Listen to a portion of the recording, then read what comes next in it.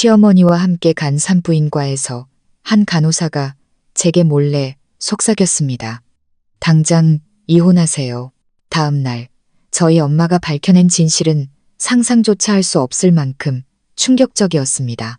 그 덕분에 목숨을 구한 저는 은인에게 2천만 원을 건네며 눈물을 흘렸습니다. 가족 이야기 채널에 오신 것을 환영합니다. 저는 첫 아이를 임신하고 세상을 다 가진 듯 행복했던 그날의 붕뜬 감각을 아직도 생생하게 기억합니다. 강남의 3층짜리 고급 주택에 살면서 저는 스스로 세상에서 가장 운 좋은 여자라고 생각했습니다. 그 행복은 남편뿐만 아니라 저를 세심하게 챙겨주시는 시어머니 박 여사님 덕분이었습니다. 제가 임신 소식을 전한 날부터 시어머니는 완전히 다른 사람으로 변하셨습니다. 이전까지는 한 집에 살아도 어딘가 모르게 어색하고 사무적인 관계였거든요. 시어머니는 전형적인 서울 토박이로 늘 격식을 차리고 말씀 한마디 한마디가 엄격하신 분이셨습니다.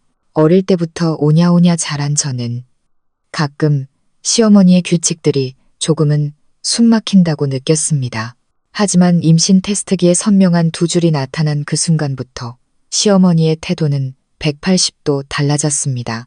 제가 아직 곤히 잠든 이른 아침이면 시어머니는 조용히 방문을 노크하고 김이 모락모락 나는 아침상을 손수 들고 오셨습니다.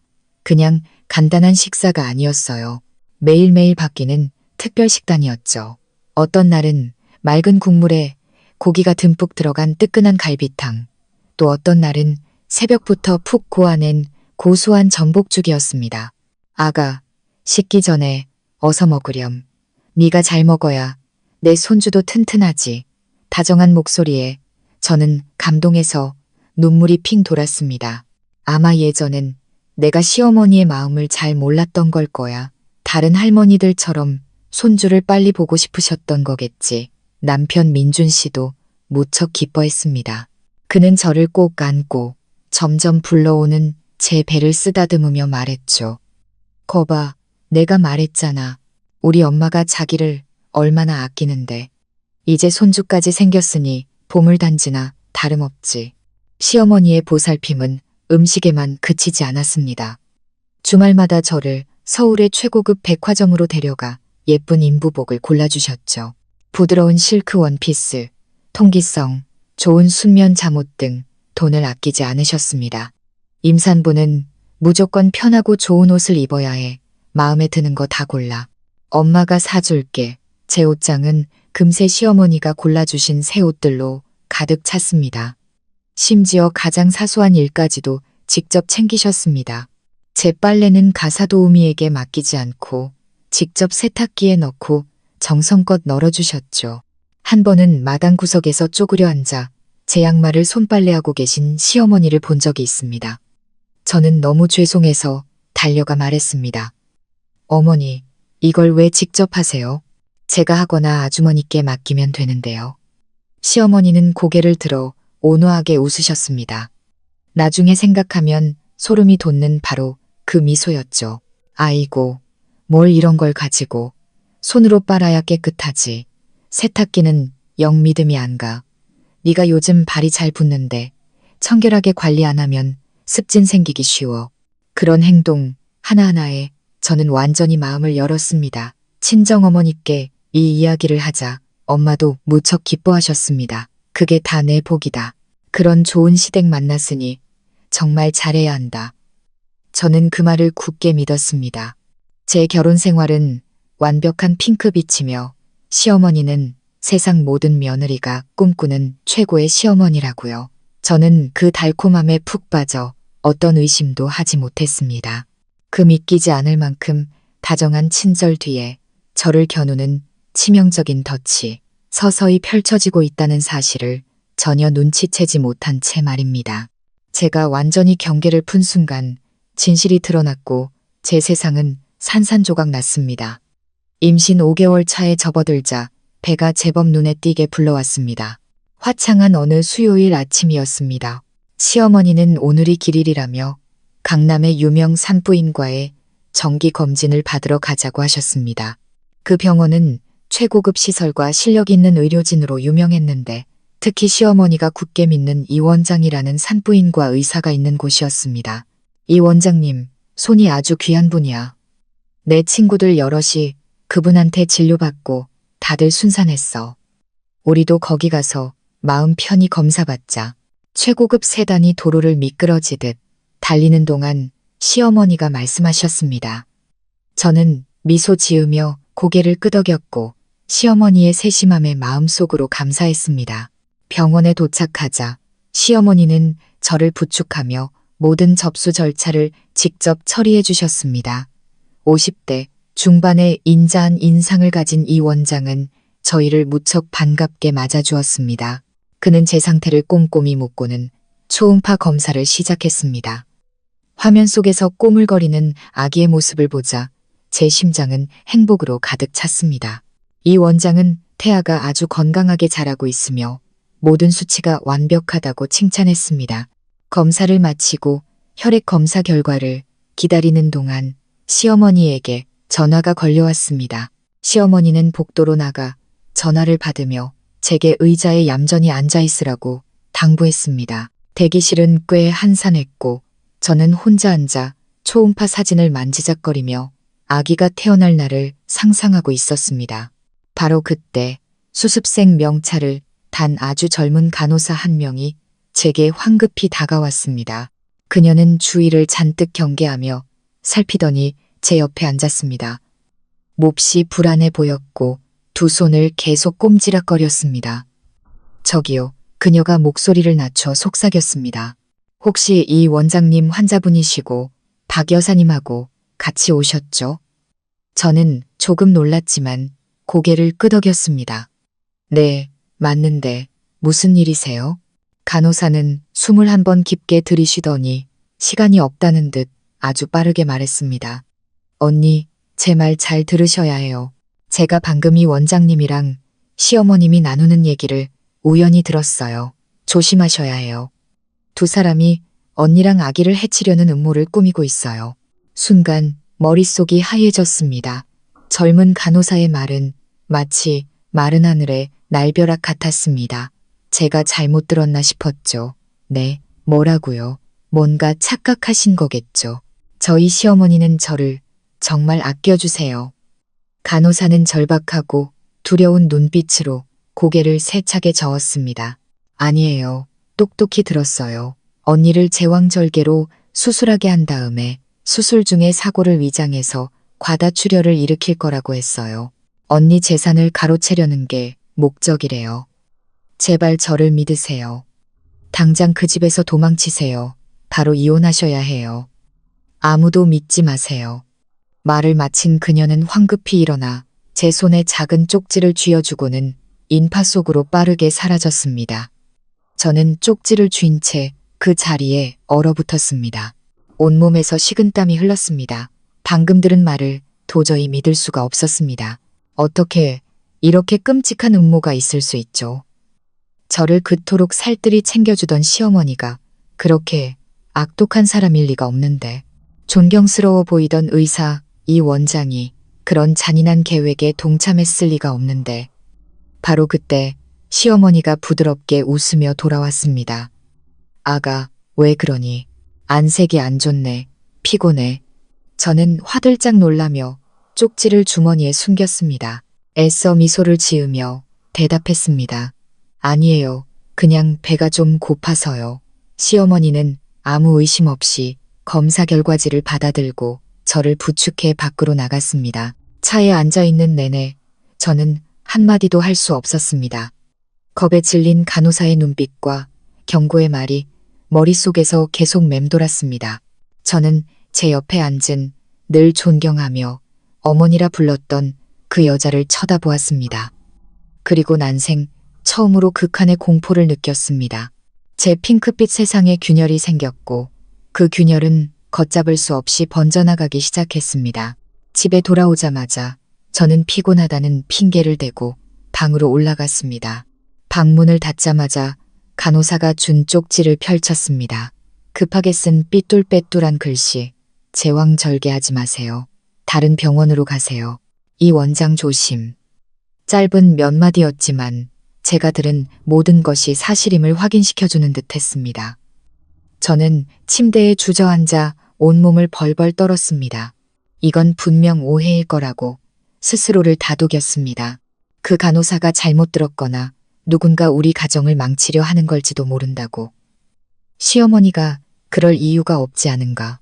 명망 있는 집안인데 내 결혼 지참금 따위를 탐낼 리가 없지. 하지만 간호사의 말은 무서울 정도로 논리적으로 머릿속을 파고들었습니다. 그날 저녁 식사 자리에서 시어머니는 불쑥 출산 이야기를 꺼냈습니다. 제게 생선찜 한 점을 집어주시며 아주 자연스럽게 말했습니다.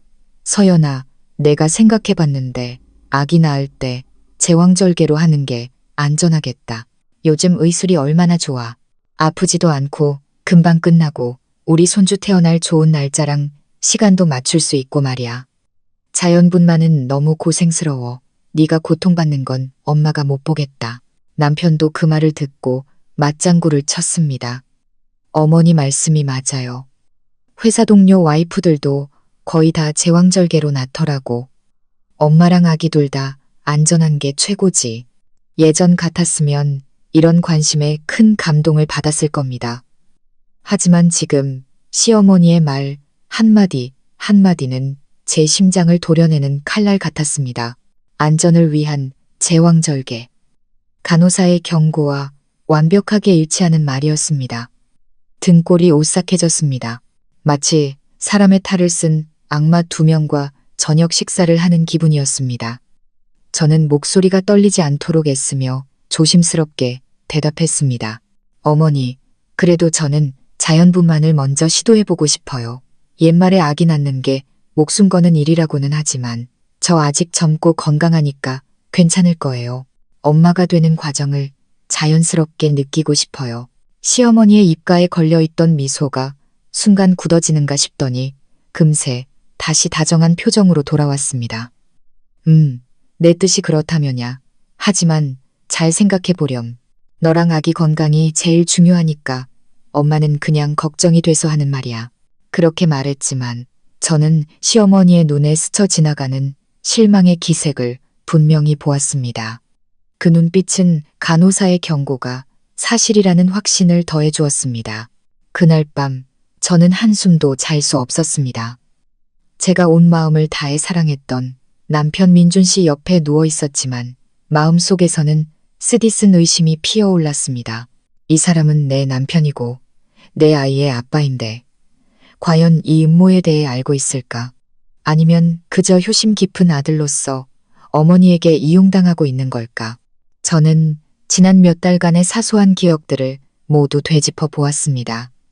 시어머니가 정성껏 만들어주신 보양식들, 조심해서 걸으라는 다정한 당부, 세심한 보살핌의 손길들, 그 모든 것이 의심이라는 필터를 통해 보니 끔찍하게 변해버렸습니다.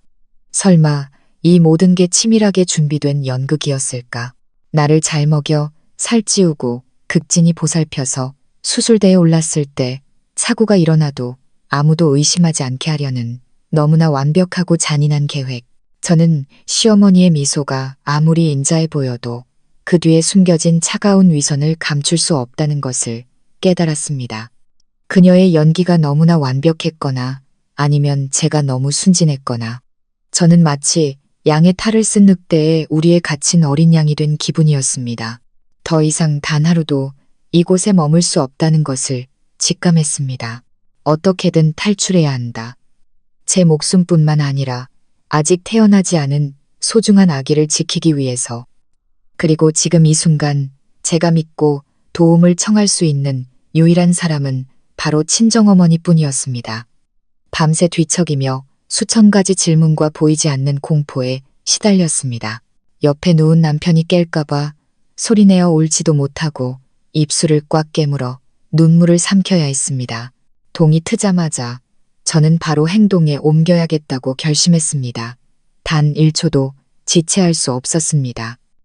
남편이 출근하고 시어머니가 주방에서 가사도우미와 분주한 틈을 타 저는 안방 화장실로 들어가 문을 걸어 잠갔습니다. 심장이 미친 듯이 뛰었습니다. 떨리는 손으로 휴대폰을 꺼내 엄마의 번호를 눌렀습니다. 수화기 너머로 들려오는 엄마의 따뜻한 목소리를 듣는 순간 울음을 터뜨리지 않으려고 안간힘을 써야 했습니다. 여보세요. 서연아, 웬일로 이렇게 일찍 전화했어? 저는 감정을 억누르며 갈라지는 목소리로 전화기에 속삭였습니다. 엄마, 나 좀 구해줘. 엄마의 목소리가 즉시 심각하고 걱정스럽게 변했습니다. 무슨 일이야? 딸, 너 어디야? 목소리가 왜 그래? 결국 저는 더 이상 참을 수 없었습니다. 지난 24시간 동안 억눌러왔던 모든 공포와 혼란, 고통이 터져나와 흐느낌이 되었습니다. 저는 병원에서 간호사가 해준 경고부터 어젯밤 제왕절개 이야기까지 모든 것을 울면서 엄마에게 털어놓았습니다. 말이 계속 끊기고 엉망이었지만 엄마는 단 한마디도 놓치지 않고 모든 것을 듣고 계시다는 것을 알 수 있었습니다. 저의 공황 상태와는 대조적으로 엄마는 놀라울 정도로 침착하셨습니다. 제 말을 끊지 않고 제가 모든 이야기를 마칠 때까지 조용히 들어주셨습니다. 제가 더 이상 올 힘도 남아있지 않게 되자 엄마는 부드럽게 입을 여셨습니다. 엄마의 목소리는 단단하고 결단력에 차 있었고 혼란스러운 제 마음을 즉시 안정시키는 진정제 같았습니다. 알겠다. 다 들었어. 이제 엄마 말 잘 들어. 서연아, 가장 먼저 해야 할 일은 침착해지는 거야. 네가 모든 걸 알았다는 걸. 그들이 절대 눈치채게 해선 안 돼. 아무 일도 없는 것처럼 평소처럼 먹고 평소처럼 이야기해야 해. 알겠니? 네, 알겠어요. 저는 훌쩍이며 대답했습니다. 좋아. 지금이 아침 8시니까 집 밖으로 나갈 핑계를 만들어. 아기용품을 좀 더 사러 간다거나 친구를 만나러 간다고 해. 엄마가 바로 사람 보낼게. 절대 혼자서 어디든 가면 안 돼. 하지만 제가 어떻게 집을 나가요? 시어머니가 항상 저를 따라다니시는데. 엄마는 잠시 생각하시더니 말씀하셨습니다. 그럼 이렇게 하자. 10시쯤 엄마 비서인 최 실장님이 너희 집으로 갈 거야. 최 실장 누님이 얼마 전에 아기를 낳았는데 경험 좀 나눌 겸 너를 초대하고 싶다고 말할 거야. 네, 시어머니가 아무리 까다로워도 이런 건 막지 못할 거야.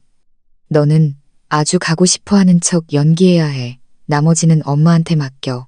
엄마의 계획을 듣고 나니 조금은 마음이 놓였습니다. 저희 엄마는 평생을 사업 현장에서 살아오신 여성 CEO입니다. 제가 아는 그 어떤 남자보다도 강하고 결단력 있는 분이셨죠. 엄마가 곁에 있으니 든든한 버팀목이 생긴 기분이었습니다. 네, 엄마 말대로 할게요. 엄마, 너무 무서워요. 괜찮아, 엄마가 있잖아. 아무도 내 딸을 해치지 못해. 엄마 말 명심해. 침착해야 한다. 이제 끊고 준비할게. 전화를 끊고 저는 심호흡을 한 뒤 눈물을 닦았습니다. 거울 속에는 울어서 퉁퉁 붓고 창백해진 제 얼굴이 있었습니다. 저는 스스로에게 다짐했습니다. 강해져야 해. 내 아이를 위해서라도. 저는 세수를 하고 피곤한 기색을 감추기 위해 가볍게 화장을 했습니다. 그리고 문을 열고 방을 나섰습니다. 이 집에서 시어머니를 상대로 마지막 연극을 펼칠 준비를 마친 채 저는 최대한 자연스러운 표정을 지으며 아래층으로 내려갔습니다. 시어머니는 소파에 앉아 TV를 보고 계셨습니다. 제가 내려오는 것을 보시더니 환하게 웃으며 말씀하셨습니다. 일어났구나? 과일 좀 더 먹을래? 엄마가 깎아줄게. 아니에요. 아직 배불러요. 아침에 어머니가 너무 많이 차려주셔서요. 저는 얼굴 근육 하나하나가 어색하게 느껴지는 미소를 지으며 대답했습니다. 저는 시어머니 옆에 앉아 뉴스 프로그램을 보는 척했습니다. 심장은 여전히 요동치고 있었고 마음속으로는 최 실장님이 빨리 오기만을 애타게 기다렸습니다. 이 집에서 이 여자와 같은 공기를 마시며 보내는 매 순간이 숨막히고 끔찍했습니다. 그녀가 제 눈 속에 공포를 꿰뚫어 볼까봐, 저의 서툰 연기를 눈치챌까봐 두려웠습니다. 정확히 10시 5분 전 초인종이 울렸습니다. 가사 도우미 아주머니가 문을 열자 엄마의 충직한 비서인 최 실장님이 안으로 들어왔습니다. 40대인 최 실장님은 키가 크고 강직한 인상으로 매우 든든한 느낌을 주었습니다. 저는 그를 보고 놀란 척했습니다. 최 실장님, 여긴 어쩐 일이세요? 최 실장님은 시어머니께 가볍게 목례를 한 뒤 엄마가 짜준 각본대로 아주 자연스럽게 말했습니다. 안녕하세요, 서연 사모님. 미리 연락도 없이 와서 죄송합니다. 다름이 아니라 제 누님이 얼마 전에 출산을 했는데 꼭 사모님을 모셔서 산모 경험 좀 듣고 싶다고 성화였습니다. 대표님께서도 허락하시고 잠시 모시고 오라고 하셔서요. 시어머니는 그 말을 듣고 약간 불쾌한 표정을 지었습니다. 저와 최 실장님을 번갈아 보며 말했습니다. 아이고, 뭘 그런 걸 직접 와서까지 전화로 물어보면 되지. 우리 서연이는 지금 몸이 무거워서 많이 움직이면 안 좋은데 예상했던 대로 시어머니는 저를 자신의 통제권 밖으로 내보내고 싶어 하지 않았습니다. 심장이 철렁했지만 저는 엄마의 당부를 기억하며 아주 가고 싶어 하는 척했습니다. 저는 시어머니에게 애교를 부리며 말했습니다. 어머니, 저 잠깐만 다녀오면 안 될까요? 집에만 있으니 좀 답답해서요. 실장님 누님도 아는 분인데 이렇게 정성껏 초대했는데 안 가면 너무 죄송하잖아요. 금방 다녀올게요. 네. 최 실장님도 눈치 빠르게 말을 거들었습니다. 네, 어르신. 누님 댁도 여기서 가깝습니다. 제가 안전하게 잘 모시고 갔다가 잘 모셔다 드리겠습니다. 시어머니는 여전히 망설이는 듯 했습니다.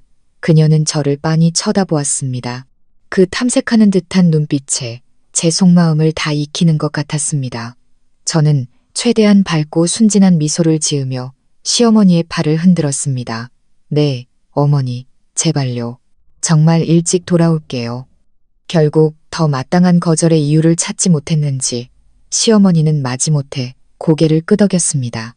알았다. 대신 정말 일찍 와야 해. 걸음 조심하고 아무거나 함부로 먹지 말고. 네, 알겠습니다. 저는 기쁘게 대답했습니다. 저는 서둘러 일어나 작은 핸드백 하나만 챙겨 최 실장님을 따라 나섰습니다. 차마 뒤를 돌아볼 수 없었습니다. 시어머니의 그 미소를 다시 한번 봤다가는 제 안의 공포를 들키고 말 것 같았기 때문입니다. 자동차 문이 닫히고 저를 그 집으로부터 완전히 분리시키는 순간 저는 안도의 한숨을 내쉬었습니다. 눈물이 다시 쏟아지기 시작했습니다. 하지만 이번에는 해방감의 눈물이었습니다. 최 실장님은 아무것도 묻지 않고 조용히 운전했습니다. 그저 제게 티슈 한 통을 건네줄 뿐이었습니다. 차는 아까 거짓말로 댔던 누님 댁이 아닌 저희 엄마의 저택이 있는 한강변을 향해 곧장 달렸습니다. 저는 이제 2번 다시 그 지옥 같은 집으로 돌아가지 않으리라 다짐했습니다. 이제부터 진짜 전쟁의 시작이었습니다.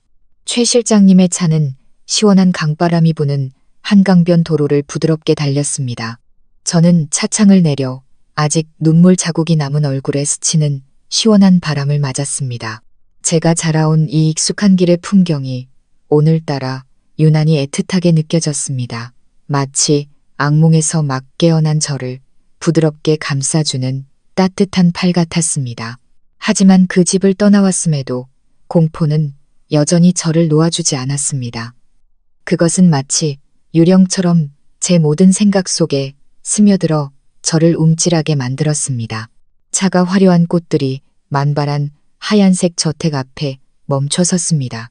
바로 저희 엄마의 집, 이 세상에서 저에게 가장 안전한 피난처였습니다.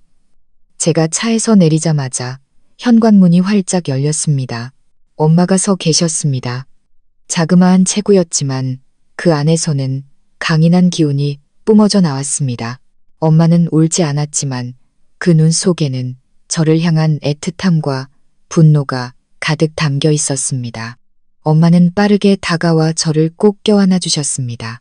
엄마의 품은 너무나 단단하고 따뜻해서 마치 엄마의 모든 힘이 제게 전해지는 것 같았습니다. 저는 엄마의 어깨에 얼굴을 묻고 어린아이처럼 흐느꼈습니다. 오늘 아침 내내 억지로 참아왔던 모든 감정들이 한꺼번에 무너져 내렸습니다. 이곳 엄마의 품 안에서만큼은 약해져도 괜찮았습니다. 뚝 그쳐, 내 딸. 이제 엄마랑 집에 왔잖아. 다 괜찮아. 엄마는 떨고 있는 제 등을 토닥이며 나지막하지만 단호하게 말씀하셨습니다. 엄마는 저를 집 안으로 이끌었습니다. 제가 결혼하기 전과 똑같이 고급스러우면서도 아늑하게 꾸며진 집이었습니다. 엄마는 저를 푹신한 벨벳 소파에 앉히고 직접 따뜻한 물 한 잔을 따라주셨습니다. 최 실장님은 조용히 제 가방을 들여놓고 밖으로 나가 우리 모녀만의 시간을 만들어 주었습니다. 제가 조금 진정한 후에야 엄마는 제 손을 잡고 말씀하셨습니다. 서연아, 이제부터 엄마 말 잘 들어야 해. 지금 이 순간부터 너와 내 손주는 절대적으로 안전해야 해. 엄마가 다 준비해뒀어. 엄마가 신호를 보내자 다른 방에서 검은 정장을 입은 건장한 남자 2명이 걸어 나왔습니다. 그들의 얼굴은 냉정하고 전문적이었습니다.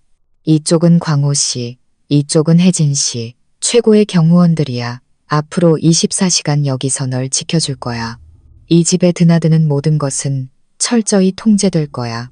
저는 두 경호원을 보며 조금 어색하면서도 한편으로는 훨씬 더 안전하다고 느꼈습니다. 엄마는 시댁 식구들을 언급하며 목소리를 차갑게 낮췄습니다. 그리고 사설 탐정팀도 고용했어. 이 분야 최고의 전문가들이지. 그들의 임무는 민준이네 집안의 음모에 대한 모든 증거를 하나도 빠짐없이 찾아내는 거야. 주동자부터 공범까지 그들의 목적이 무엇인지 내 뒤에서 무슨 짓을 했는지 전부 다 알아낼 거야. 엄마의 말을 듣고 나서야 저는 엄마의 결단력과 통찰력을 실감할 수 있었습니다. 제가 공포에 떨고 있는 동안 엄마는 이미 완벽한 대응 계획을 세워두셨던 겁니다. 엄마는 저를 데려오는 것뿐만 아니라 제 딸의 공정성을 되찾기 위한 전쟁을 준비하고 계셨습니다. 엄마, 저는 나지막이 물었습니다. 입 밖으로 내뱉기조차 두렵고 고통스러운 질문이었습니다. 혹시 민준 씨도 이 사실을 알고 있었을까요? 엄마는 잠시 침묵했고 그 눈빛에 복잡한 감정이 스쳐 지나갔습니다. 엄마는 제 손을 부드럽게 쥐며 말했습니다. 그건 엄마도 몰라. 탐정팀이 밝혀내겠지. 하지만 딸, 모든 상황에 대한 마음의 준비는 해야 해. 사람 마음은 알 수 없는 거란다. 특히 돈 때문에 눈이 멀면 말이야. 지금 네가 할 일은 푹 쉬고 몸조리 잘하고 너 자신과 아기를 돌보는 거야. 나머지는 다 엄마한테 맡겨. 그날 밤 저는 제 옛날 방에서 잠을 잤습니다. 모든 것이 제가 시집 가기 전 그대로였습니다. 책과 이불에서 나는 익숙한 향기, 오래된 책상에서 풍기는 나무 냄새가 제 마음을 차분하게 가라앉혔습니다. 이틀 만에 처음으로 악몽 없는 깊은 잠을 잘 수 있었습니다. 문 밖에는 엄마와 저를 지켜주는 팀이 있다는 것을 알았기 때문입니다. 폭풍은 아직 끝나지 않았지만 적어도 저는 기댈 수 있는 평온한 항구를 찾은 셈이었습니다. 엄마 집에 온 지 이틀이 지나고 제 삶은 거의 완벽한 평온 속에서 흘러갔습니다. 엄마는 제가 집 밖으로 한 발짝도 나가는 것을 허락하지 않았고 필요한 모든 것은 집으로 배달되었습니다. 심지어 영양사를 고용해 제 하루 식단을 짜게 하고 뱃속의 아기가 최고의 영양을 공급받도록 하셨습니다. 이 고요함 덕분에 저는 점차 정신을 차릴 수 있었지만 마음속 깊은 곳에서는 여전히 탐정팀의 소식을 초조하게 기다리고 있었습니다. 셋째 날 오후 최 실장님이 들어와 탐정팀의 봉 팀장님이 초기 조사 결과를 가지고 면담을 요청한다고 전했습니다. 엄마는 그를 거실로 불렀습니다.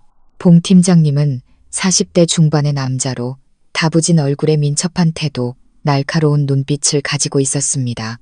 그는 군더더기 없이 바로 본론으로 들어갔습니다. 대표님, 사모님, 첫 번째 발견 사항을 보고 드립니다. 그는 그렇게 말하며 테이블 위에 얇은 서류철을 올려놓았습니다. 그는 종이 한 장을 꺼냈는데 은행거래 내역서 사본이었습니다. 그가 빨간색으로 표시된 부분을 가리켰습니다. 이것은 서연 사모님의 시어머니 박경숙 씨의 계좌에서 이민수 원장의 계좌로 이체된 내역입니다. 금액은 5천만 원이고 3주 전에 이뤄졌습니다. 이체 내용은 원장님께 감사하며라고만 적혀 있습니다. 마음의 준비를 했음에도 불구하고 심장이 쿵 내려앉았습니다. 5천만 원, 단순한 감사 인사로는 너무나 큰 금액이었습니다. 그것은 시어머니와 그 의사 사이에 부정한 관계가 있음을 증명하는 첫 번째 물적 증거였습니다. 엄마는 거래 내역서를 꼼꼼히 살펴보셨습니다. 얼굴에는 아무 감정도 드러나지 않았지만 저는 엄마의 마음속에서 폭풍이 일고 있음을 알 수 있었습니다. 봉 팀장님은 말을 이었습니다. 그는 광택지에 인쇄된 사진 한 장을 꺼냈습니다. 병원 주변도 계속 감시했습니다. 이것은 그저께 저녁에 찍은 사진입니다. 병원 지하 주차장에서 저희 팀원이 박경숙 씨가 이 원장에게 몰래 봉투를 건네는 장면을 포착했습니다. 저는 사진을 받아들었습니다. 조금 흐릿하고 멀리서 찍혔지만 시어머니와 그 이 원장의 익숙한 모습을 알아볼 수 있었습니다. 시어머니는 그에게 몸을 기울여 두툼한 봉투를 손에 쥐어주고 있었습니다. 두 사람 모두 잔뜩 경계하며 주위를 살피는 모습이었습니다. 이 순간이 모든 것을 말해주고 있었습니다. 이것은 환자 가족이 의사에게 순수하게 감사하는 행동이 아니었습니다. 이것은 더러운 거래 현장이었습니다. 그들이 정말로. 저는 떨리는 목소리로 말했고 역겨운 감정이 가슴속에서 치밀어 올랐습니다. 이 증거만으로 고소할 수 있나요? 엄마가 얼음장처럼 차가운 목소리로 물었습니다. 봉 팀장님은 고개를 저었습니다. 대표님, 이 증거들은 분명 의심스러운 정황을 보여주지만 그들을 상해나 사기미수로 기소하기에는 아직 약합니다. 그들은 이것이 단순한 감사 사례금이라고 주장할 수 있습니다. 우리는 그들의 의도와 계획을 명확하게 보여주는 더 직접적인 증거가 필요합니다.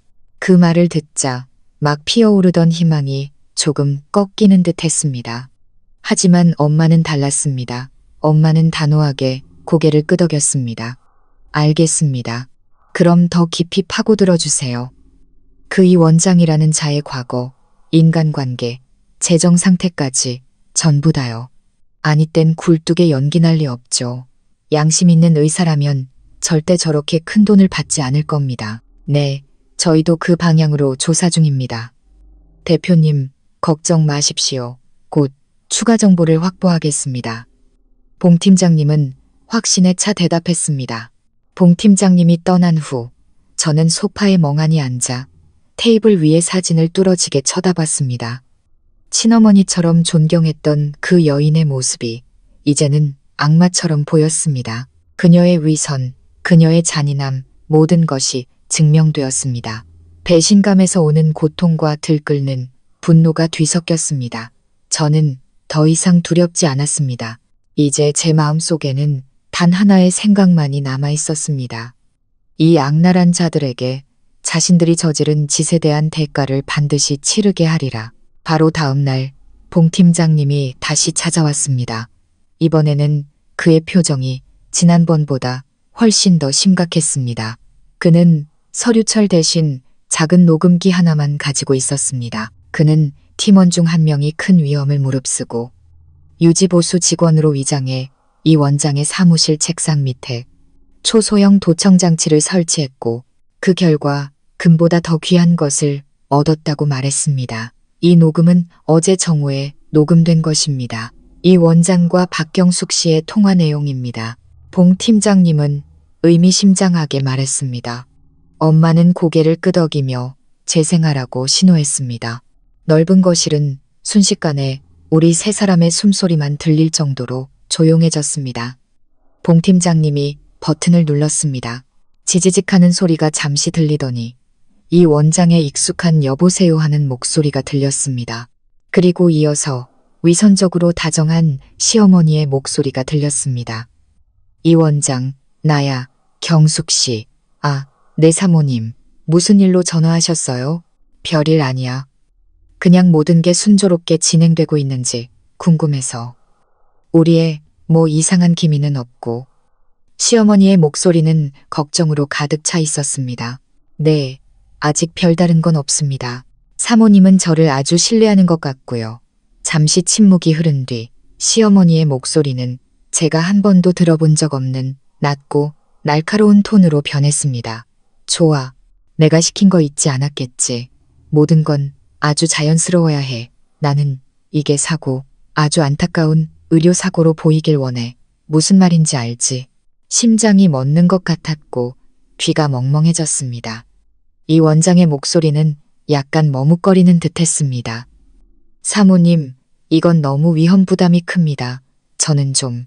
시어머니의 목소리는 즉시 위협적으로 변했습니다. 뭐가 무서워? 아직도 발 뺄 수 있을 거라 생각해. 당신 도박빚 누가 조용히 막아줬는지 잊었어? 내가 당신한테 돈도 주고 재기할 기회도 줬잖아. 이제 와서 나랑 장난하자는 거야? 그냥 내가 시키는 대로 해. 산후과다출혈, 피를 좀 많이 흘리고 응급처치가 늦었다고 하면 돼.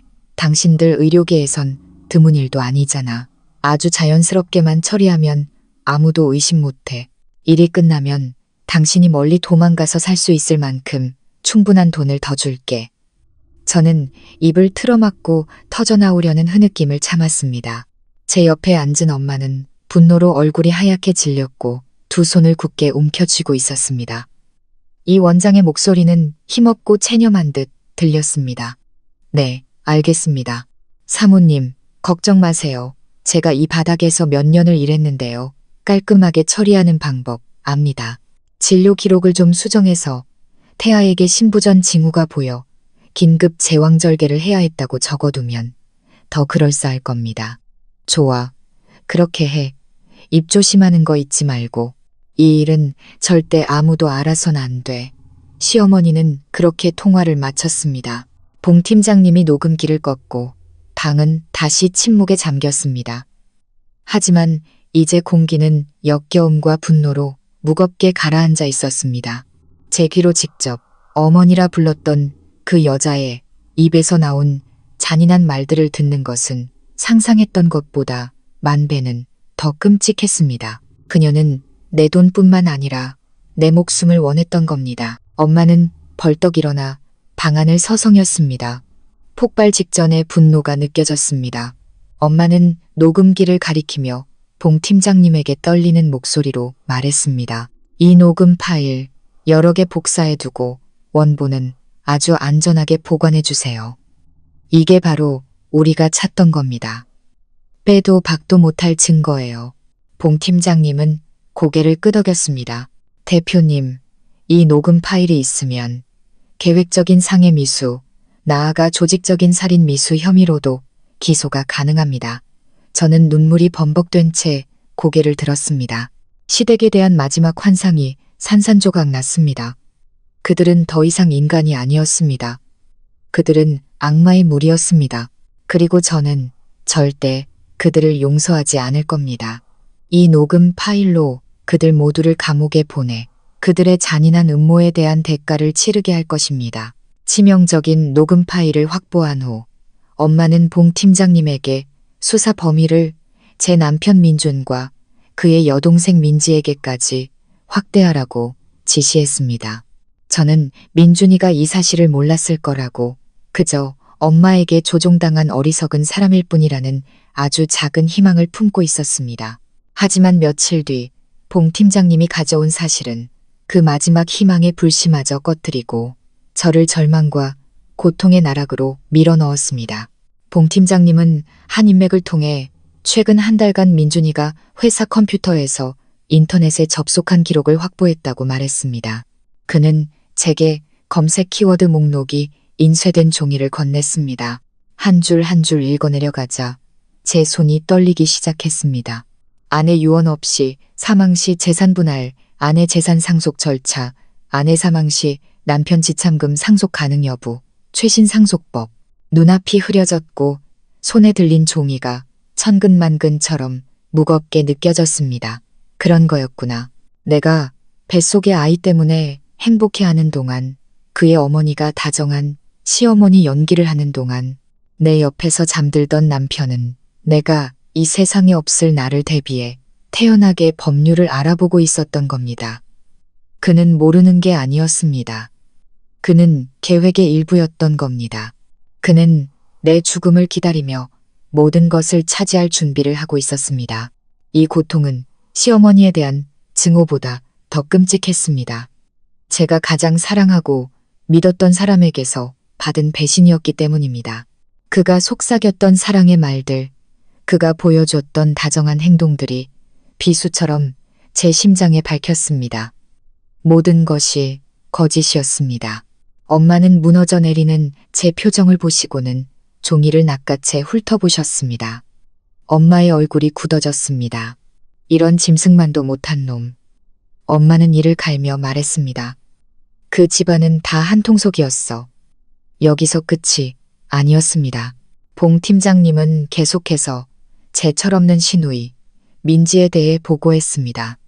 저희 팀원이 민지 씨도 미행했습니다. 이틀 전 그녀는 청담동의 한 고급 보석상에 갔습니다. 거기서 아주 비싼 다이아몬드 반지를 유심히 살펴봤다고 합니다. 봉 팀장님은 또 다른 사진을 내밀었습니다. 사진 속 민지는 진열장 앞에서 선망의 눈빛으로 반지를 보고 있었습니다. 저희가 손님으로 위장해서 그녀에게 상담해준 직원에게 접근했습니다. 그 직원의 말에 따르면 민지 씨가 곧 큰돈이 생길 거라 미리 디자인만 보러 왔다. 돈 들어오면 제일 큰 걸로 사러 오겠다고 말했다고 합니다. 이쯤 되니 저는 씁쓸한 웃음밖에 나오지 않았습니다. 그 가족은 제 재산을 나눠 가질 계획을 완벽하게 세워두었던 겁니다. 시어머니는 나를 죽일 계획을 세우고 남편은 상속받을 방법을 찾고 시누이는 올케의 피 묻은 지참금으로 다이아몬드 반지를 살 생각에 들떠 있었던 거죠. 완벽한 가족, 끝없는 탐욕이 빚어낸 완벽한 연극이었습니다. 내가 너무 어리석었어. 저는 속삭이며 눈물을 뚝뚝 흘렸습니다. 난 그들을 믿었어. 그 위선적인 가족을. 엄마는 저를 안고 다독였습니다. 내 탓이 아니야, 딸. 그들이 너무 잔인하고 교활했을 뿐이야. 넌 아무 잘못 없어. 이제 그들의 진짜 모습을 봤으니 우리가 그 대가를 치르게 해주면 돼. 모든 증거가 테이블 위에 놓였습니다. 은행 거래 내역, 거래 사진, 잔혹한 대화가 담긴 녹음 파일, 남편의 검색 기록, 그리고 시누이의 행적까지. 탐욕이 빚어낸 끔찍한 음모의 그림이 완벽하고 선명하게 그려졌습니다. 더 이상 의심할 여지가 없었습니다. 이제 제가 할 일은 눈물을 닦고 일어서서 싸우는 것뿐이었습니다. 시댁의 음모에 대한 전체 그림이 명확해졌을 때 마지막으로 우리 모녀를 괴롭혔던 질문은 단 하나였습니다. 왜 사회적 지위도 있고 인품도 좋아 보이는 이민수 원장이 자신의 경력과 미래를 걸고 그런 잔인한 계획에 가담했을까?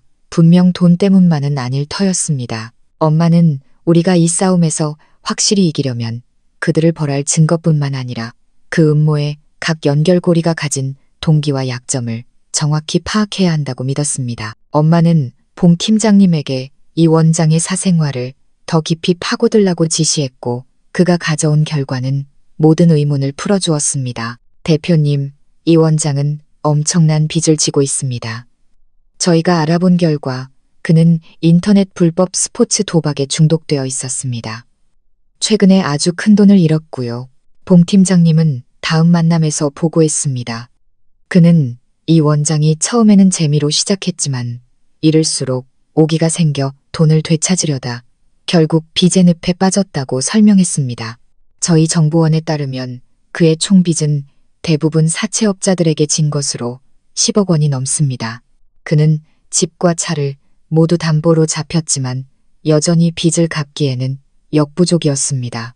저는 깜짝 놀랐습니다. 너무나 큰 금액이었습니다. 채권자들이 압박을 시작했습니다. 그가 일하는 병원까지 찾아와 소란을 피우고 기한 내에 돈을 갚지 않으면 그의 아내와 아이들을 해치겠다고 협박했습니다. 이 원장은 지난 몇 달간 공포 속에서 살아왔습니다. 이제 모든 것이 명확해졌습니다. 시어머니는 어떤 경로로든 이 원장의 이 치명적인 약점을 알게 되었던 겁니다. 그녀는 그에게 돈의 유혹뿐만 아니라 협박까지 동원해 접근했던 것입니다. 그녀는 그에게 구원의 손길을 내미는 척하면서 동시에 그의 등에 칼을 꽂은 셈이었습니다. 박경숙은 이 원장의 상황을 완벽하게 이용한 거야. 엄마는 날카로운 눈빛으로 차분하게 결론 내렸습니다. 그에게 빚 갚을 돈을 주면서 동시에 그 빚을 빌미로 협박해서 꼼짝 못하게 만든 거지.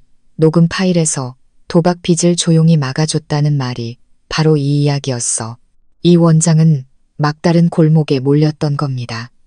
한쪽에는 흉악한 사채업자들이, 다른 한쪽에는 돈은 많지만 수단과 방법을 가리지 않는 악랄한 여자가 있었습니다. 그에게는 눈 딱 감고 그녀의 제안을 받아들여 사람을 살리는 의사에서 냉혈한 살인자로 스스로를 전락시키는 것들 외에 다른 선택지가 없었던 겁니다. 그는 불쌍했지만 동시에 용서받을 수 없는 죄를 지었습니다. 이 원장의 약점을 알게 되자 이 사건은 그 어느 때보다 확실해졌습니다. 우리는 범죄 행위에 대한 증거뿐만 아니라 시어머니가 이 원장을 어떻게 조종하고 협박했는지에 대한 동기와 과정까지 모두 파악하게 된 것입니다. 아주 좋아요.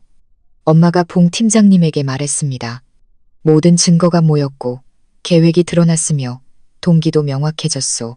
이 음모의 모든 연결고리, 주동자, 실행자, 그리고 수혜자까지 모두 정체가 밝혀졌어. 엄마는 저를 돌아보았습니다. 그 눈에는 애틋함과 단호함이 함께 담겨 있었습니다. 이제 우리는 널 더 안전한 곳으로 옮길 거야. 그리고 나서 반격을 시작한다. 그 늑대 무리들이 자신들의 죗값을 치를 때가 왔어. 저는 고개를 끄덕였습니다. 마음속에는 더 이상 두려움이 없었습니다. 진실은 밝혀졌고 저는 혼자가 아니라는 것을 알았습니다. 엄마의 보호와 빼도 박도 못할 증거들을 손에 쥔 지금 저는 앞으로 닥칠 어떤 일에도 맞설 준비가 되어 있었습니다. 이민수 원장의 약점과 동기가 모두 밝혀지자마자 엄마는 즉시 다음 계획을 실행에 옮겼습니다. 한강변 우리 집이 안전하긴 하지만 여전히 민준이네가 아는 주소야.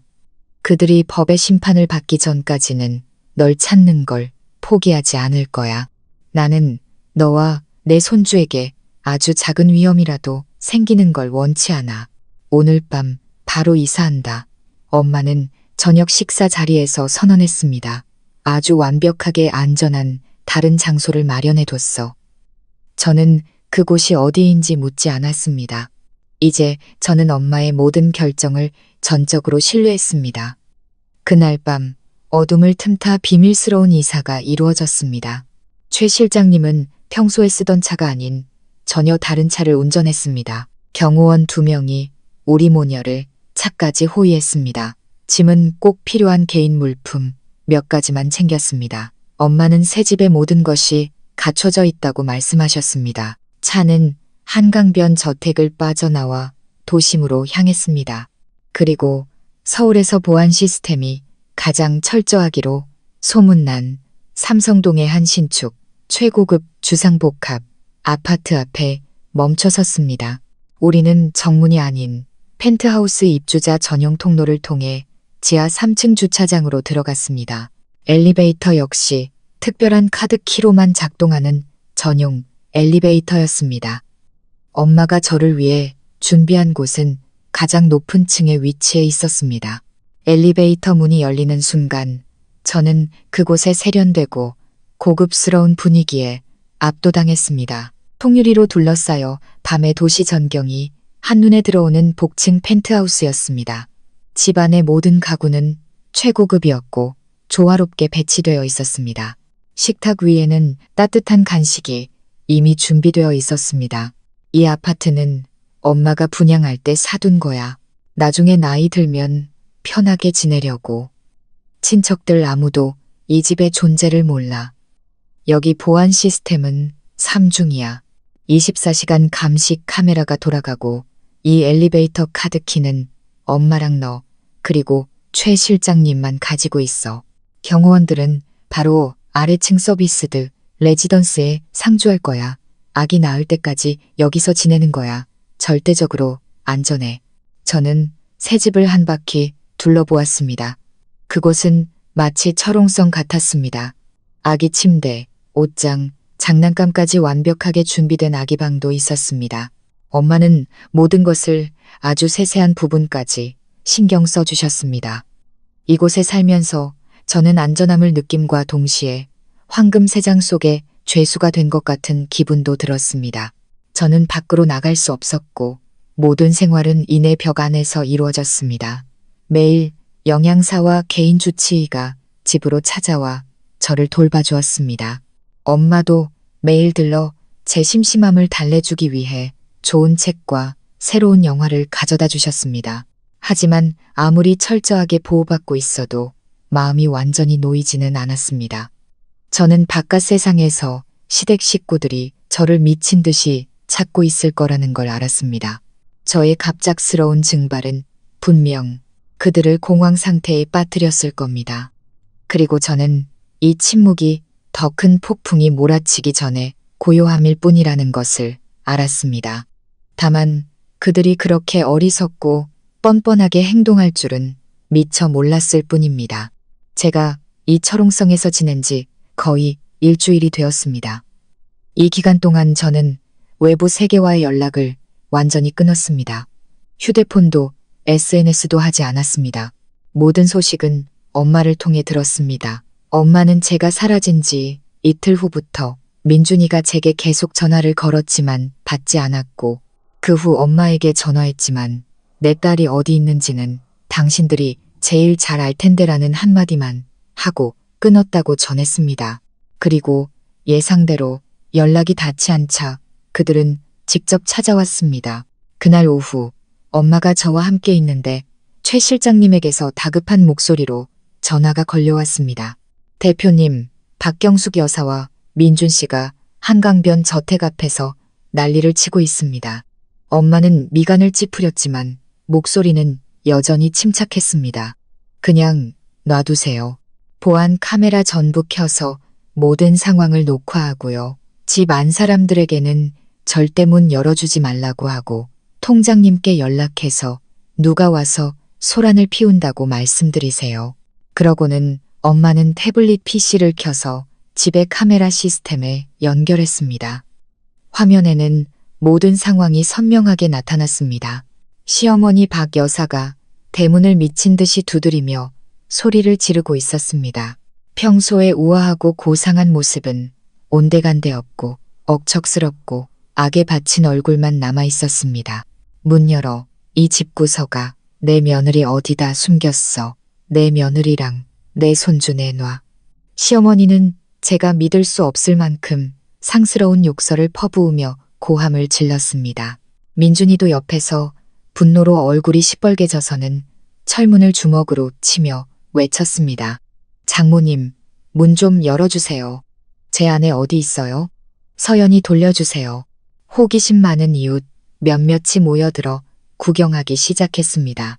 엄마는 이 동네에서 오래 사셨고 모두가 엄마를 성공한 사업가이자 주변 사람들을 잘 돕는 점자는 분으로 알고 있었습니다. 이 광경을 본 이웃들은 웅성거리기 시작했습니다. 잠시 후 통장님과 동네 자율방범대원 몇 분이 다가왔습니다. 통장님은 저희 외할아버지의 오랜 친구분이셨습니다. 그는 다가가서 엄한 목소리로 물었습니다. 댁들은 누군데 여기서 이렇게 소란을 피우시오? 여긴 교양 있는 동네지 시장 바닥이 아니란 말이오. 시어머니는 누가 중재하러 오자 바로 태도를 바꿔 울부짖었습니다. 아이고, 동네 사람들 좀 보세요. 저 집 여자가 돈 많고 힘 있다고 제 손주를 뵌 며느리를 납치해서 집에 가둬놓고 있어요. 들어가서 좀 보세요. 제 며느리가 저 안에 갇혀 있다고요. 엄마는 화면을 보며 비웃음을 지었습니다. 그리고는 전화를 들어 통장님께 전화를 걸었습니다. 네, 통장님, 저 란이에요. 죄송해요. 집에 좀 안 좋은 일이 있어서요. 저 사람들이 와서 허위 사실로 소란을 피우고 이웃분들께 폐를 끼치네요. 저 사람들이 욕하고 소리 지르는 거 다 녹화해뒀어요. 통장님은 원칙대로 처리해주세요. 계속 소란 피우면 지구대에 신고 좀 부탁드릴게요. 감사합니다. 통장님은 전화를 끊고 시어머니에게 아주 엄격한 목소리로 말했습니다. 집주인이 다 말했소. 여긴 남의 사유지고 당신들이 여기서 소란 피울 권리는 없어. 당신 며느리는 여기 없다고 하니 계속 이러면 우리가 경찰 부를 거요. 통장님의 지지와 주변 이웃들의 차가운 시선에 시어머니와 민준이는 조금 주춤했습니다. 더 이상 소용없다는 것을 깨달았는지 그들은 분에 못 이겨 욕설을 몇 마디 더 퍼붓고는 차를 타고 떠났습니다. 그들의 모든 연극은 카메라 시스템에 하나도 빠짐없이 녹화되었습니다. 엄마는 영상을 저장하며 제게 말했습니다. 이것도 그들의 명예훼손과 업무 방해에 대한 또 하나의 증거야. 계속 연기하게 놔두자. 연기할수록 더 많은 꼬리가 잡힐 테니 한때 사랑했던 남편과 시어머니의 진짜 모습을 보며 저는 더 이상 고통을 느끼지 않았습니다. 오직 경멸감만이 남았을 뿐입니다. 엄마 집 앞에서 망신을 당한 후 그들이 좀 잠잠해질 줄 알았습니다. 하지만 저는 틀렸습니다. 그들의 어리석음과 무모함은 제 상상을 초월했습니다. 이번에 나선 것은 제 귀한 시누이 민지였습니다. 결혼 전 저는 신사동 가로수길에 작지만 손님이 많은 아기용품 가게를 운영했습니다. 제 열정이 담긴 아주 애착이 가는 곳이었죠.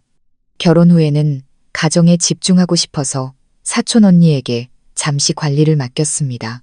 물론 시댁 식구들도 이 가게에 대해 잘 알고 있었습니다. 한강변 소동 이틀 후 엄마의 친한 친구이자 근처에서 큰 패션 매장을 운영하는 이모가 다급하게 전화를 걸어왔습니다. 언니, 서연이 시누이가 지금 가게에서 난리치고 있어. 빨리 사람 좀 보내봐. 물건 다 때려 부수고 소리 지르고 난리도 아니야. 엄마는 그 말을 듣고 얼굴이 굳어졌습니다. 엄마는 즉시 외곽 경비를 서던 경호팀에게 연락해 그 주소로 가라고 지시했습니다. 그리고는 친구에게 침착하게 말했습니다. 언니, 진정하고 내 부탁 하나만 들어줘. 휴대폰으로 그 상황 전부 다 동영상으로 찍어줘. 그 애 얼굴이랑 행동이 아주 선명하게 나오게 들키지 않게 조심하고. 엄마는 다시 태블릿 PC를 켰습니다. 이번에는 친구의 휴대폰에서 실시간으로 전송되는 영상이었습니다. 영상 속 광경에 저는 피가 거꾸로 솟는 것 같았습니다. 비싼 명품 원피스를 입은 민지가 가게 한가운데 서서 미친 사람처럼 소리 지르고 있었습니다. 그녀는 제가 직접 고른 예쁜 아기용품과 작은 옷들을 닥치는 대로 집어 바닥에 내동댕이 쳤습니다. 서연이 그 엑스 어딨어? 당장 나오라고 해. 어디 숨었어? 숨으면 다인 줄 알아? 우리 오빠 재산 사기 쳐서 빼돌리고 이제 우리 조카까지 납치해. 이 나쁜 엑스야. 사촌 언니와 직원들이 말리려고 했지만 민지의 난폭함을 당해낼 수 없었습니다.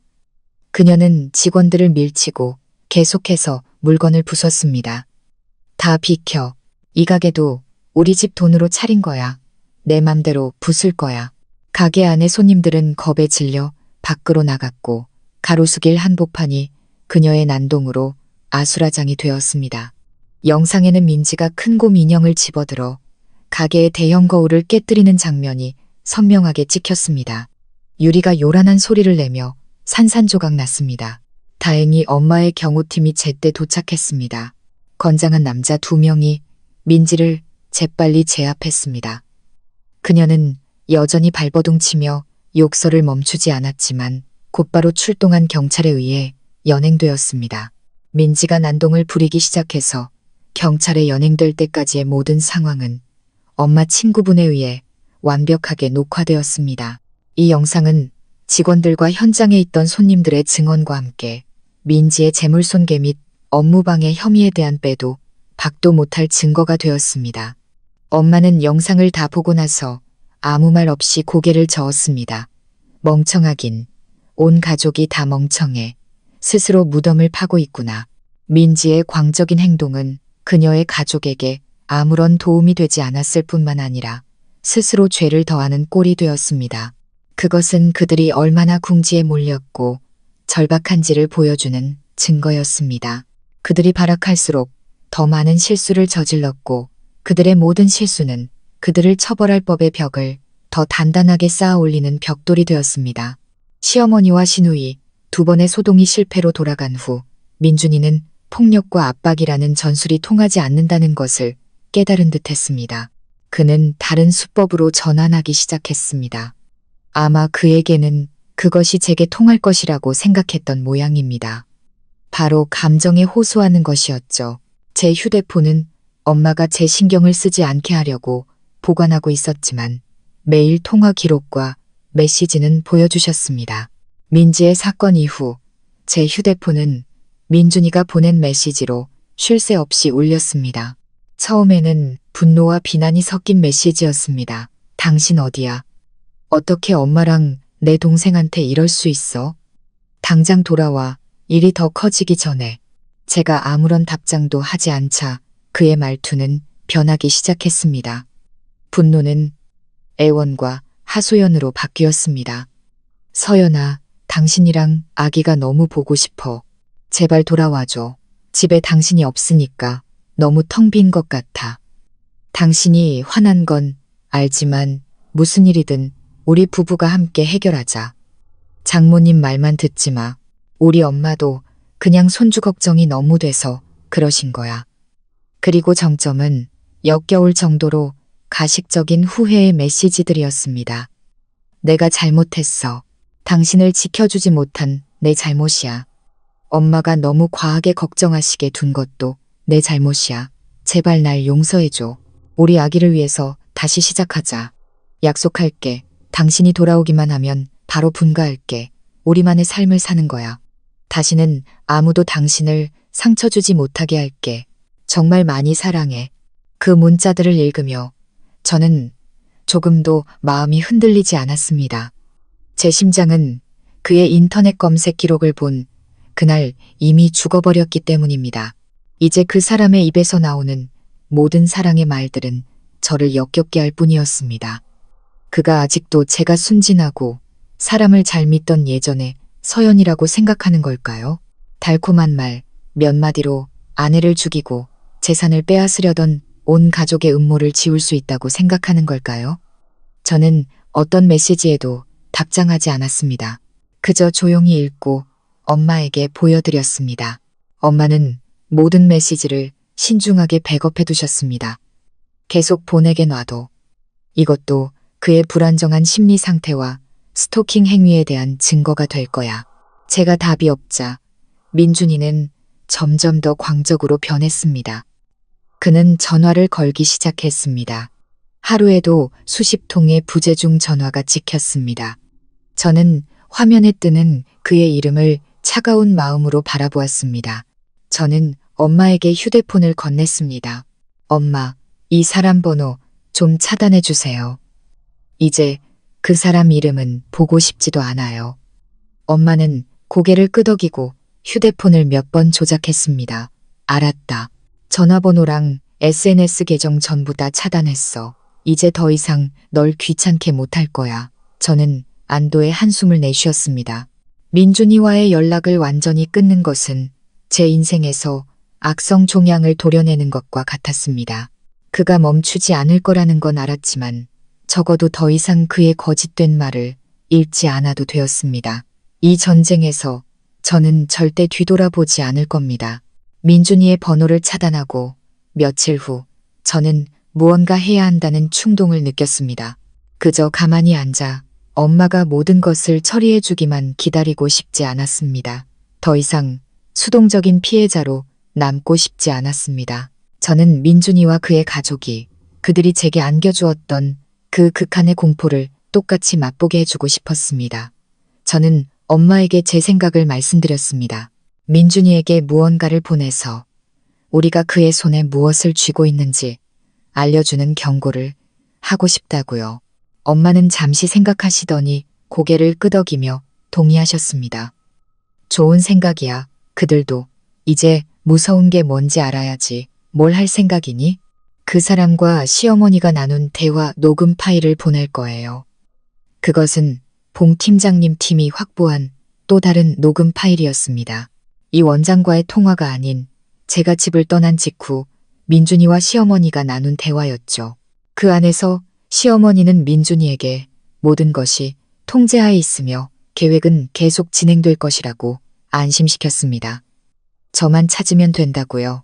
민준이는 반대하기는커녕 사고가 일어난 후 제 지참금을 어떻게 합법적으로 처리할지에 대해 엄마와 의논까지 했습니다.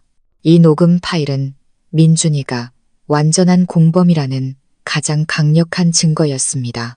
엄마는 즉시 동의했습니다. 아주 치명적인 한방이 되겠구나. 그렇게 하렴. 저는 새로 개통한 대포폰으로 메신저 앱을 통해 그 녹음 파일을 민준이에게 보냈습니다. 다른 말은 한마디도 쓰지 않았습니다. 오직 그 음성 파일 하나만. 전송 버튼을 누른 후 저는 휴대폰을 뚫어지게 쳐다보았습니다. 심장이 빠르게 뛰었습니다. 두려움 때문이 아니라 흥분 때문이었습니다. 몇 분 후 메시지를 확인했다는 알림이 떴습니다.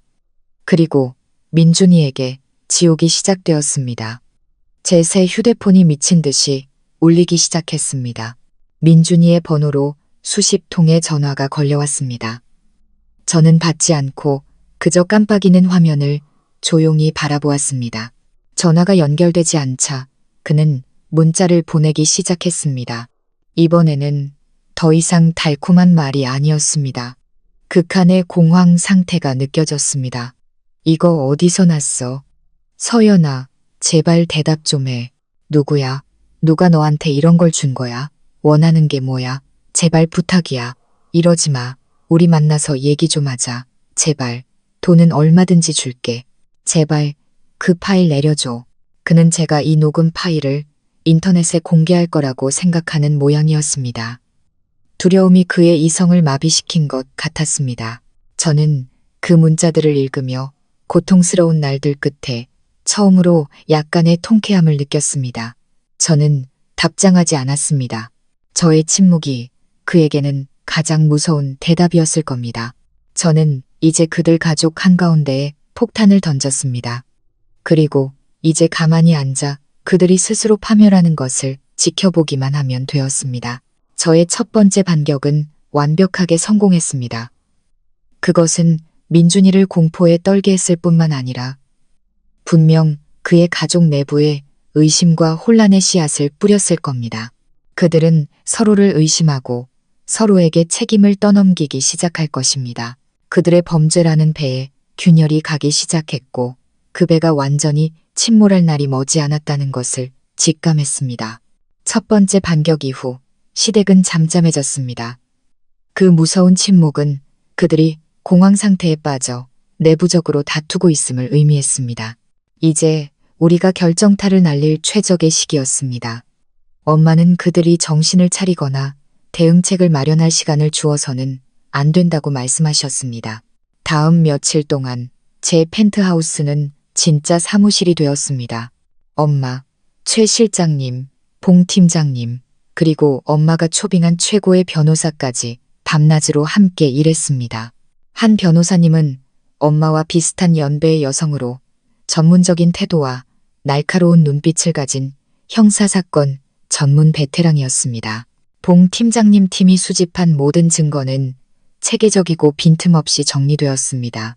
우리는 시어머니와 이 원장 사이에 5천만 원 계좌이체 내역서, 시어머니가 병원 지하 주차장에서 이 원장에게 돈 봉투를 건네는 사진, 시어머니와 이 원장이 제왕절개 사고를 위장할 계획을 논의하는 잔혹한 통화 녹음 파일, 시어머니와 민준이가 제 재산을 합법화할 방법을 논의하는 통화 녹음 파일, 아내의 재산 상속에 대한 키워드로 가득 찬 민준이의 인터넷 검색 기록 사본, 시어머니와 민준이가 한강변 저택 앞에서 소란을 피우고 허위 사실을 유포하는 영상, 시노이 민지가 제 가게에서 재물을 손괴하고 소란을 피우는 영상과 경찰 조서 및 재산 피해 견적서, 그리고 민준이가 제게 보낸 협박, 애원, 가식적인 후회가 담긴 모든 문자 메시지, 사본까지 손에 쥐고 있었습니다.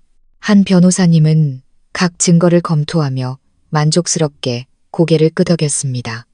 모든 증거는 합법적으로 수집되었고 연관성이 높으며 반박의 여지가 없습니다. 아주 완벽한 증거 자료입니다.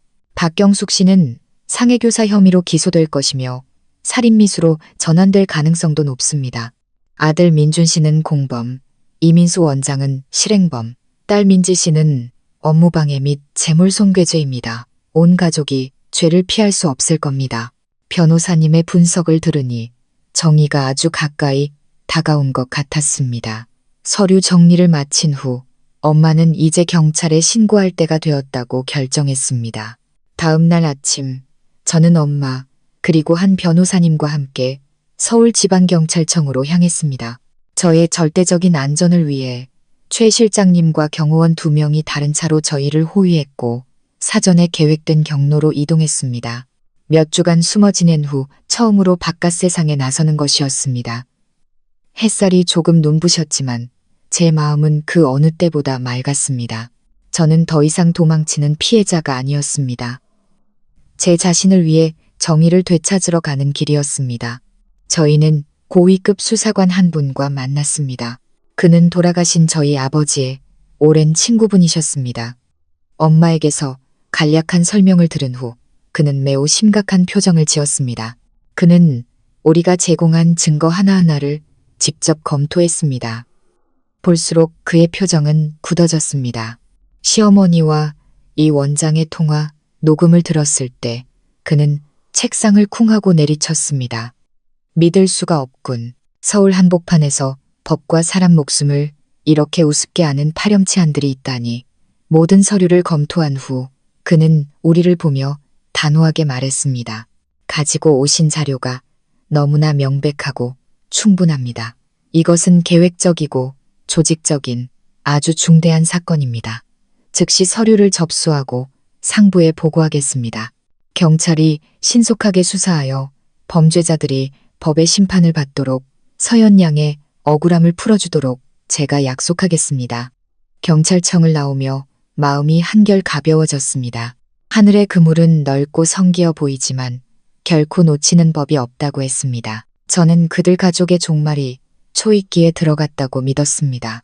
경찰에 신고한 지 불과 이틀 만에 엄마와 변호사님조차 예상하지 못했던 놀라운 일이 벌어졌습니다. 산부인과 의사 이민수 원장이 경찰에 자수한 것입니다. 아마도 시어머니의 압박과 사건의 심각성을 깨달은 데다 우리가 증거를 확보했다는 사실에 대한 두려움 때문에 그의 양심이 마지막으로 고개를 든 모양이었습니다. 혹은 그저 법의 관용을 받아 형량을 줄이려는 계산이었을지도 모릅니다. 이유가 무엇이든 그의 행동은 사건 진행을 가속화했고 반박할 수 없는 추가 증거들을 제공했습니다. 수사관님은 즉시 엄마에게 전화로 이 사실을 알렸습니다. 그의 말에 따르면 이 원장은 자신의 모든 범죄 행위를 인정하고 돈을 받고 시어머니의 계획에 동참하기로 한 사실을 자백했을 뿐만 아니라 여러 중요한 증거를 자발적으로 제출했다고 합니다. 첫째는 그와 시어머니가 나눈 카카오톡 메시지 전체 기록이었습니다. 그 안에는 시어머니가 그에게 계획을 빈틈없이 실행하라고 계속해서 지시하고 재촉하며 협박하는 내용이 담겨 있었습니다. 이 메시지들은 녹음 파일보다 더 상세하게 시어머니의 주도적인 역할을 명확히 보여주었습니다. 둘째이자 가장 중요한 것은 이 원장이 제출한 한 장의 메모지였습니다.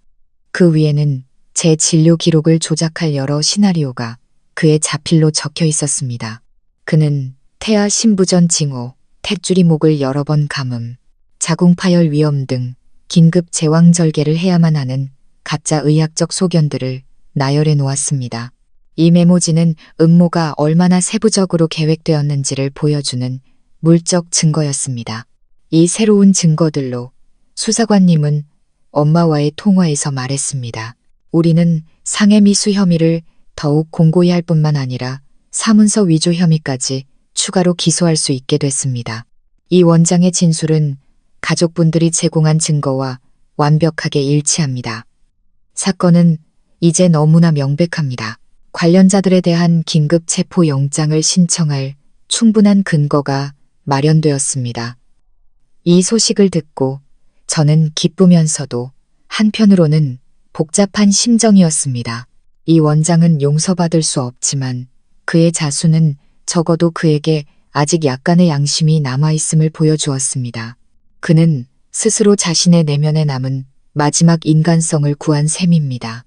음모의 가장 중요한 연결고리였던 이 원장이 자수하고 수사에 협조함에 따라 법의 그물은 이제 그들 가족이 죄를 부인하거나 빠져나갈 어떤 틈도 없이 완벽하게 조여졌습니다.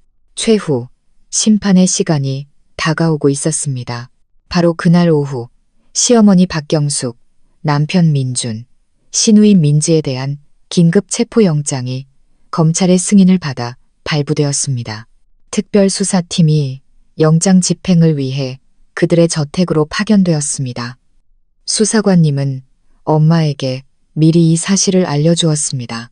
엄마는 봉 팀장님 팀이 사전에 그 집 외부에 비밀리에 설치해둔 원격 감시 카메라 시스템을 다시 켰습니다. 화면에는 경찰차 몇 대가 조용히 골목 어귀에 멈춰섰습니다. 사복을 입은 경찰들이 신속하게 출입구를 포위했습니다.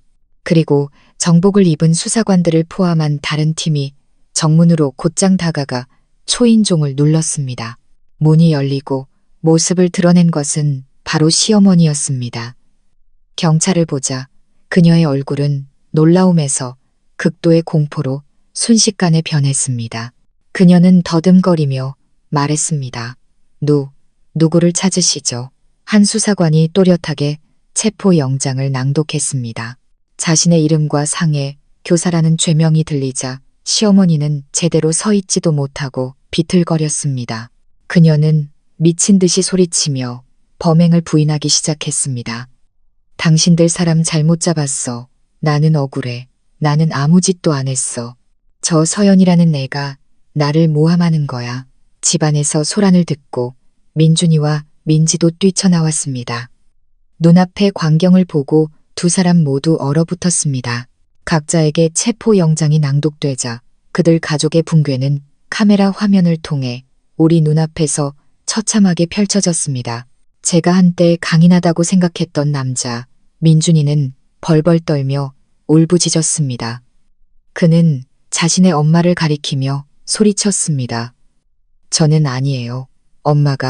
전부 다 엄마가 시킨 거예요. 저는 아무것도 몰라요.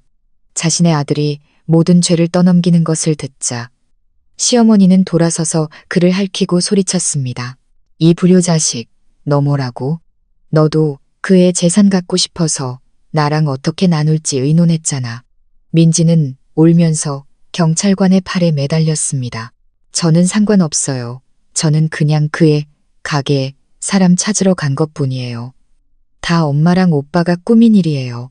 그들의 추악한 말다툼과 책임전가는 각자의 이기심, 비겁함, 그리고 탐욕스러운 본성을 모두 드러냈습니다.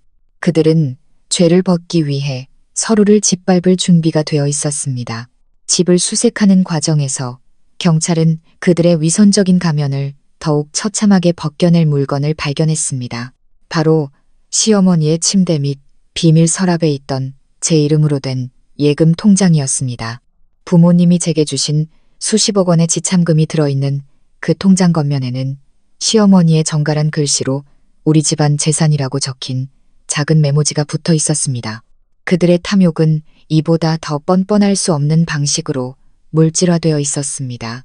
세 사람 모두 수갑이 채워져 이웃들의 놀란 시선 속에서 차례로 경찰차에 태워지는 모습을 보며 저는 통쾌함을 느끼지 않았습니다.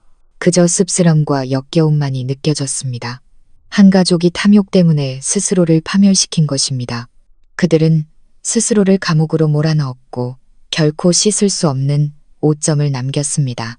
그들 가족이 체포된 후 남은 모든 것은 법의 처리에 맡겨졌습니다.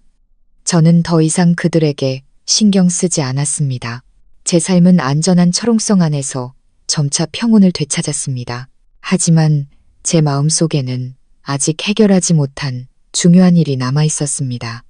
바로 그날 저를 위해 용감하게 경고해준 수습 간호사를 찾아 감사를 표하는 것이었습니다. 저는 엄마에게 그 간호사에 대해 이야기했습니다. 그녀의 경고가 없었다면 아마 지금쯤 우리 모자는 이 세상에 없었을지도 모른다고요. 엄마는 즉시 봉 팀장님 팀에게 그녀에 대한 정보를 찾아달라고 요청했습니다. 저의 인상착의 설명과 그날 병원의 수습생 명단을 토대로 그들은 금방 그녀를 찾아냈습니다. 그녀의 이름은 수빈, 지방 산골 출신의 의대본과 4학년 학생으로 가정 형편이 꽤 어려웠습니다. 그날 이후 아마 두려움 때문에 수빈 씨는 그 병원에서 실습을 그만두고 다른 곳으로 옮겼다고 합니다. 엄마는 사람을 시켜 아주 조심스럽게 수빈 씨에게 연락했습니다.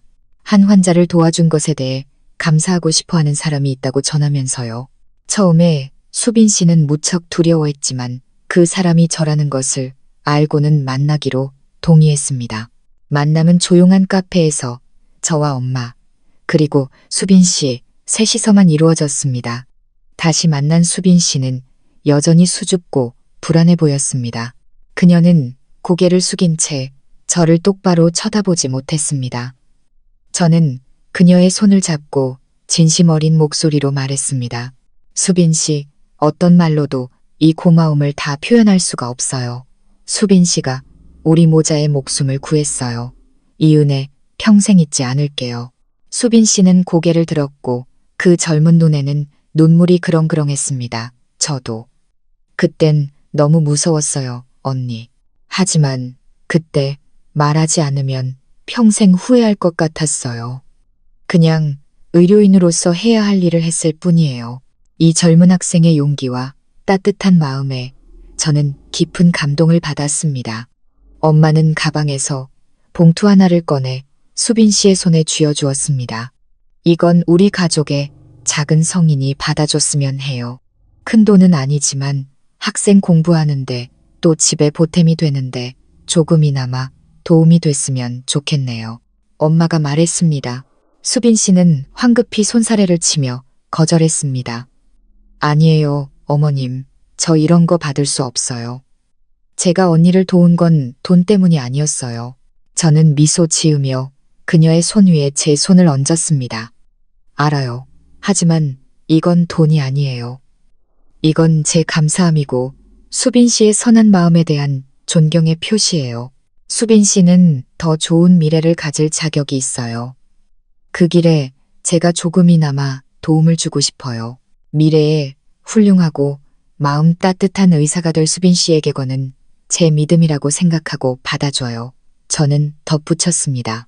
나중에 졸업하고 나서 일하는데 어떤 도움이든 필요하면 꼭 연락해요. 제가 힘닿는 데까지 도와줄게요. 우리 모녀의 진심에 결국 수빈 씨는 봉투를 받았습니다. 봉투 안에는 2천만 원이 들어있었습니다. 한 학생에게는 적지 않은 돈이었지만 제 아이의 목숨값에 비하면 아무것도 아니었습니다. 이 은혜는 평생에 걸쳐 갚아야 할 빚이라는 것을 알았습니다. 그 범죄자 가족이 체포된 지 3개월 후 저는 국내 최고의 국제병원에서 건강하고 예쁜 딸을 출산했습니다. 아기가 태어난 날 작고 소중한 생명을 품에 안고 저는 울었습니다. 하지만 그것은 충만한 행복과 재탄생의 눈물이었습니다. 제 딸은 인생이 제게 준 가장 귀한 선물이었고 앞으로 나아갈 힘의 원천이었습니다.